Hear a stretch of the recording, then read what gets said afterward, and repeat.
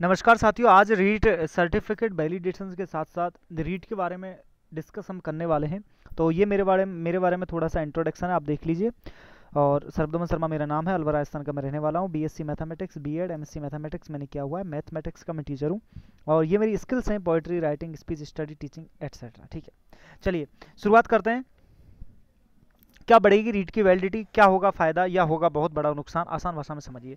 देखिए एक्चुअली इस वीडियो में हम डिस्कस करने वाले हैं कि रीट जो है आपका, ठीक है, रीट सर्टिफिकेट है, उसके वैलिडिटी के बारे में बार बार विचारधारा आ रही है, क्योंकि एनसीटी की जो गाइडलाइन आई है उसमें कुछ इस तरीके का दिया हुआ है कि जो आपका सेंट्रल टीचर एलिजिबिलिटी जो टेस्ट है यानी सी टेट है, उसकी वैलिडिटी बढ़ा दी गई है, आजीवन कर दी गई है। तो क्या रीट 2018, 16, 11, 12 उनकी भी वैलिडिटी बढ़ेगी? क्योंकि अभी माननीय शिक्षा मंत्री जी का बयान आया था और उससे थोड़ा सा यही लग रहा था कि रीट सर्टिफिकेट की वैलिडिटी है वो बढ़ सकती है।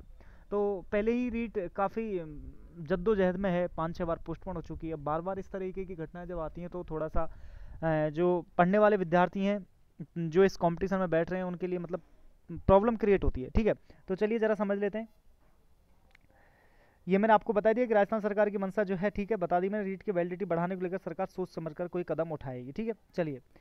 लेकिन दोस्तों ये स्वाभाविक है, यदि लोग कोर्ट का रुख करते हैं तो जवाब एक रूप में भर्ती कुछ समय के लिए देरी कर सकती है। यानी कि इसका कहने का मतलब ये है कि अगर रीट 2018 या फिर 16, 11, 12 उनका सर्टिफिकेट की वैलिडिटी है वो नहीं बढ़ाई जाती है। ठीक है, 18 के बारे में तो डिस्कस करना अभी थोड़ा ज़्यादा मुनसिब नहीं होगा, अपन नेक्स्ट जो प्रेजेंटेशन है उसमें डिस्कस करेंगे। लेकिन पुराने की बात करें तो इससे ये है कि अगर न्यायालय का रुख करते हैं विद्यार्थी तो लेट लतीफ़ी हो सकती है भर्ती में, क्योंकि देखिए न्यायालय में जब जाती है तो न्यायालय की पूरी एक प्रक्रिया है, माननीय न्यायालय की, तो फिर वहाँ टाइम लगता है थोड़ा सा। ठीक है, तो वहाँ थोड़ी देरी हो सकती है। चलिए, और अगर हम रीट 2018 की बात करें तो रीट 2018 के सर्टिफिकेट की वैधता बढ़ाने पर क्या नुकसान और क्या फ़ायदे हो सकते हैं वो ज़रा देखिए आप। अगर मैं फ़ायदे की बात करूं तो सबसे ज़्यादा फ़ायदा उन्हीं लोगों को होना है जिनके रीट 2018 में मार्क्स जो थे वे काफ़ी ज़्यादा थे। तो उनको अगर इस समय मार्क्स कम आते हैं, यानी कि रीट 2018 में जिनके मार्क्स थे वो काफ़ी ज़्यादा थे, ठीक है, लेकिन एक्चुअलिटी क्या हुआ था कि जो भर्ती हुई थी, ठीक है, टीचर की जो भर्ती हुई थी उसमें 30% ग्रेजुएशन का दिया गया था। तो ग्रेजुएशन के मार्क्स के कारण वो क्या है, सिलेक्शन नहीं ले पाए थे, बिल्कुल पॉइंटों में रह गए थे। मेरे काफ़ी मित्र वो भी रह गए थे, ठीक है, सिर्फ ग्रेजुएशन के मार्क्स की वजह से। 125 का स्कोर था काफ़ी लोगों का मैथमेटिक्स में, इसके बावजूद भी लोग रह गए थे।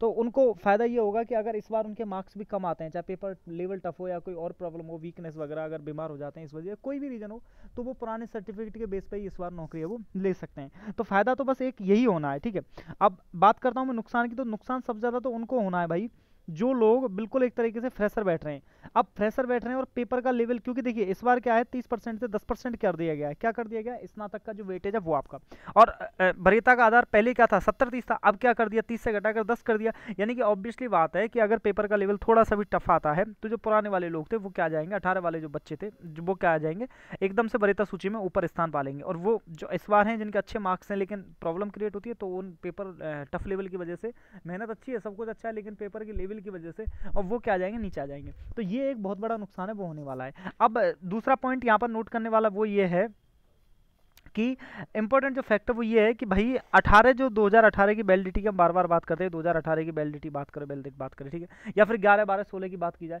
तो अगर वैलिडिटी बढ़ाई जाती है जैसे कि एनसीटी की गाइडलाइन कह रही है, ठीक है, तो बढ़ाने के बाद ऑब्वियसली रूप से 2 पेपर आपके होने चाहिए। ठीक है, अब 2 पेपर अगर होते हैं तो सबसे बड़ी जो एक दुविधा होती है वो ये होती है कि एक पेपर होने के बावजूद भी इतना टाइम लग रहा है भर्ती में, प्रक्रिया में पूरी में, तो अगर 2 पेपर हो गए तो कितनी बड़ी प्रॉब्लम क्रिएट हो जाए। मतलब इतने लंबे समय से 2-3 साल से लोग लगे हुए हैं रीट के, लेकिन फिर भी रीट नहीं हो पा रही है, तो एक लंबी प्रोसेस हो जाएगी। फिर पता नहीं भर्ती पूरी तो होगी, ऐसा तो नहीं है कि नहीं होगी, लेकिन थोड़ा टाइम लग सकता है, तो ये थोड़ी प्रॉब्लम हो सकती है। ठीक है, चलिए, तो आज का जो आपकी बात में सवाल जो मेरा है वो ये है कि आपकी बात सेक्शन में आज आपके लिए सवाल ये है कि आप कमेंट बॉक्स में ये बताएं आपके अनुसार रीट सर्टिफिकेट की वैलिडिटी बढ़नी चाहिए या फिर नहीं। ठीक है, और रीट 2018 के परिप्रेक्ष्य में इसके साथ ही आप अपने कमेंट बॉक्स में विचार है वो लिखें, यानी कि आपको कमेंट बॉक्स में ये लिखना है कि रीट सर्टिफिकेट जो वैलिडिटी है बढ़नी चाहिए नहीं बढ़नी चाहिए, खासकर 2018 के परिप्रेक्ष्य में। तो दोस्तों आज की वीडियो में बस इतना ही, मिलते हैं फिर एक नई वीडियो में। जय हिंद, जय भारत।